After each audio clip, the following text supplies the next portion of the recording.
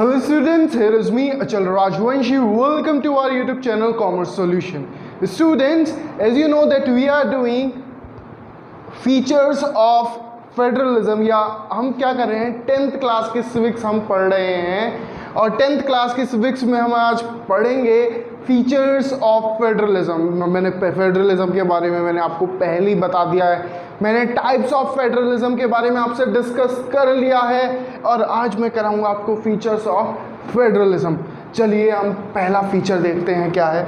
There are 2 और more levels of thrice of government, यानी कि फेडरलिज्म जो हम पढ़ते हैं, फेडरलिज्म जहाँ कहीं भी होता है वहाँ पे 2 या 2 से ज़्यादा तरह की गवर्नमेंट होती है। सर 2 या 2 से ज़्यादा तरह की गवर्नमेंट का मतलब क्या?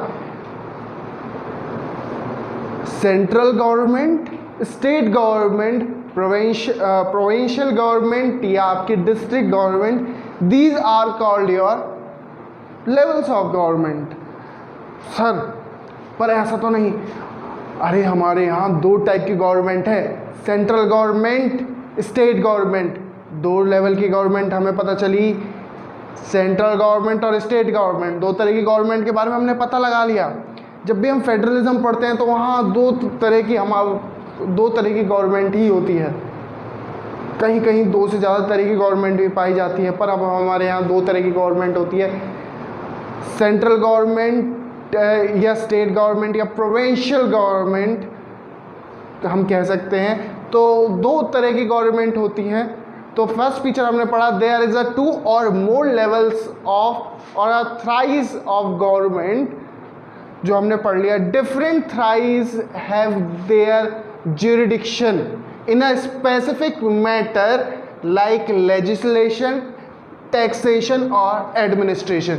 देखिए जब भी हम डिफरेंट ट्राइज की बात करते हैं तो सबसे पहले हम ये देखते हैं जो आपका अप्लाई होता है ज्यूरिडिक्शन। ज्यूरिडिक्शन का मतलब जो भी हर किसी की अपनी अपनी ज्यूरिडिक्शन होती है, सही है।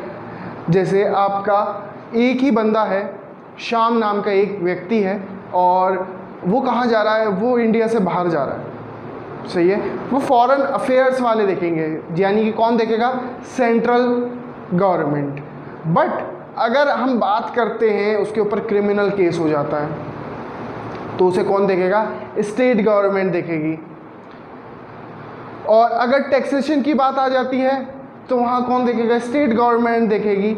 बहुत सारी ऐसी जगह होती है जहाँ पे स्पेसिफिक मैटर्स में स्पेसिफिक गवर्नमेंट ही देखती है।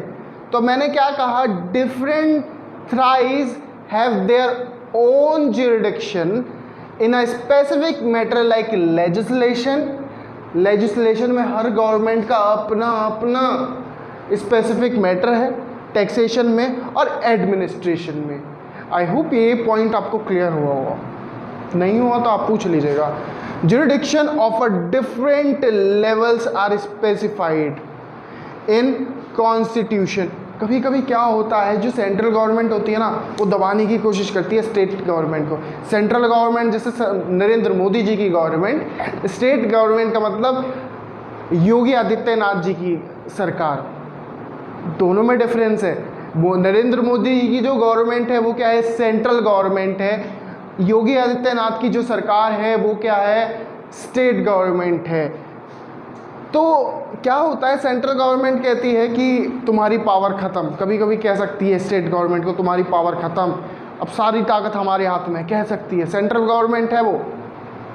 पर कॉन्स्टिट्यूशन ने हर किसी की पावर या हर किसी की ज्यूरिडिक्शन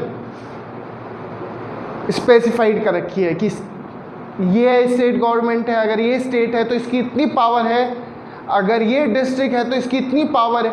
हर कॉन्स्टिट्यूशन में मेंशन है कि स्टेट की कितनी पावर है, सेंट्रल गवर्नमेंट की कितनी पावर है। ये किस में मेंशन है? कॉन्स्टिट्यूशन में।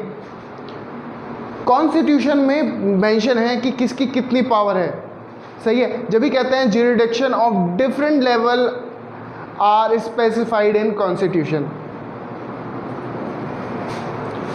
सही है। यहाँ पे जो अथॉरिटी होती है उसकी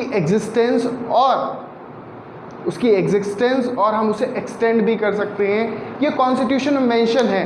बट कभी भी अगर बात आती है अपने सेफ गार्ड की, तो स्टेट गवर्नमेंट कॉन्स्टिट्यूशन दिखा सकता है और दिखा सकता है कि मेरे पास इतनी सीमित समय के लिए इतनी मेरे पास पावर है। जैसे बंगाल है, बंगाल ममता बनर्जी द्वारा चलाई जा रही है, तो ममता बनर्जी क्या है, वहाँ के चीफ मिनिस्टर हैं, तो उनके पास एक अपनी अलग पावर है वेस्ट बंगाल की। वैसे ही नरेंद्र मोदी जी की अपनी एक अलग पावर है, वो सेंट्रल गवर्नमेंट है। तो यहाँ पे कॉन्स्टिट्यूशन ने हर किसी की पावर क्या कर रखी है, स्पेसिफाइड कर रखी है।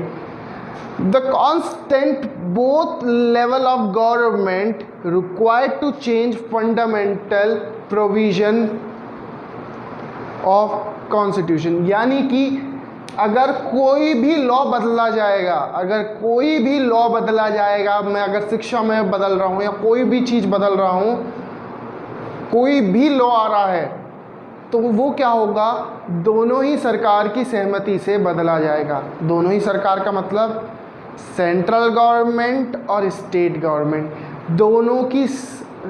दोनों की आपस में सुलह से ही वो कानून या वो कॉन्स्टेंट लाया जाएगा। And required to change a fundamental provision of a constitution, अगर हमें कोई भी फंडामेंटल प्रोविजन ऑफ कॉन्स्टिट्यूशन बदलना है तो सेंट्रल गवर्नमेंट के पास अकेली पावर नहीं कि सेंट्रल गवर्नमेंट अगर कहने लगे कि ये लॉ बदलेगा एकदम से, तो उसे डिस्कस करना ज़रूरी है किसके साथ, या बात करनी ज़रूरी है किसके साथ, स्टेट गवर्नमेंट के साथ। जो भी स्टेट गवर्नमेंट है उसकी, सही है, स्टेट्स की अपनी अपनी गवर्नमेंट होती है। जैसे महाराष्ट्र में किसकी गवर्नमेंट है, शिवसेना की उसमें अपनी एक अलग पावर है, या वो क्या है, वहाँ पे एक तरीके से वहाँ पे लीड में है शिवसेना। तो यहाँ पे हम क्या कह सकते हैं, जो constant of both of the level of government is required to change fundamental provision in a constitution. जब यहाँ पे बात आती है, supreme court act as a umpire in a disputes arises between different level of government, यानी कि supreme court act करता है, सुप्रीम कोर्ट एक्ट करता है एक एम्पायर की तरह। अब आपको पता है कि डिस्प्यूट हमेशा होते हैं, ना हो या ना हो, पर एक सुप्रीम कोर्ट क्या काम करता है, एक मीडिएटर का काम करता है, एक पेरेंट्स का काम करता है।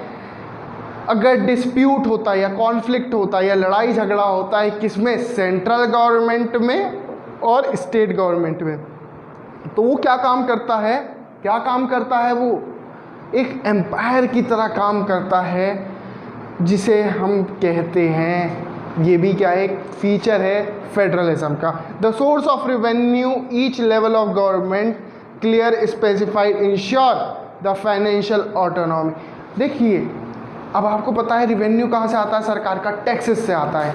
तो सरकार ने क्या कर रखा है, क्लियरली मेंशन कर रखा है कि अगर इतना रेवेन्यू आएगा तो ये हमारा है, क्लियरली स्पेसिफाइड कर रखा है सेंट्रल और स्टेट गवर्नमेंट के बीच में कि जो भी रेवेन्यू, जो भी पैसा आ रहा है टैक्स के माध्यम से वो हम अपने पास रखेंगे।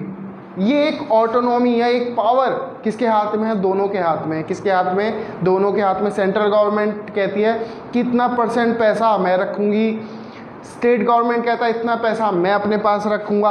तो ये क्या है, ये इन्होंने आपस में बांट रखा है। ये कितनी अच्छी बात है, कितना यूनिटी से काम कर रहे हैं यहाँ पे, लड़ाई भी नहीं हो रहा, झगड़ा भी नहीं हो रहा और काम भी हो रहा है। तो लास्ट पॉइंट भी इसी के ऊपर आ जाता है, federal system is a dual objective to safeguard and promote unity. देखिए, फेडरल क्या करता है, एक सेफ गार्ड करता है। सेफ गार्ड का मतलब, अगर हम स्टेट गवर्नमेंट को पावर ना देते तो लड़ाई झगड़े पे उतर जाती, वो अपनी अलग कंट्री बना लेती, हो भी सकता था, अलग स्टेट अलग होके अपनी एक अलग कंट्री बना लेती। तो ये क्या है, सेफ गार्ड। और प्रमोट क्या करता है, यूनिटी ऑफ गवर्नमेंट। हर एक इंसान में या हर एक स्टेट क्या करती है, उसमें अपनी एक यूनिटी आ जाती है, यूनिटी ऑफ गवर्नमेंट। यानी कि हर एक स्टेट क्या मान के चलती है, मेरा झंडा तिरंगा है। तो यहाँ पे यूनिटी तो है, हर स्टेट का एक ही तिरंगा है, सॉरी, हर स्टेट का एक ही झंडा या एक ही फ्लैग है। कौन सा है, तिरंगा। सही है। तो यहाँ पे प्रमोट यूनिटी ऑफ कंट्री, हम यहाँ पे यूनिटी को प्रमोट कर पा रहे हैं, क्यों? Because of federalism. To accommodate regional diversity, regional diversity भी हो रही है, एकोमोडेट भी कर रहे हैं। रीजनल डाइवर्सिटी का मतलब अपनी अपनी स्टेट बटी हुई है, सही है, और उनकी अपनी अपनी एक पावर है। तो ये क्या कर रहा है? डुअल ऑब्जेक्टिव कर रहा है फेडरलिज्म। आई होप मैंने जितने फीचर्स आपको बताए हैं वो आपको क्लियर हुए होंगे। अगर इसमें भी आपको प्रॉब्लम है तो आप मुझसे पूछ सकते हैं, और मेरे चैनल को सब्सक्राइब करना मत भूलना और लाइक बटन को ज़रूर दबाइएगा। Thank you so much.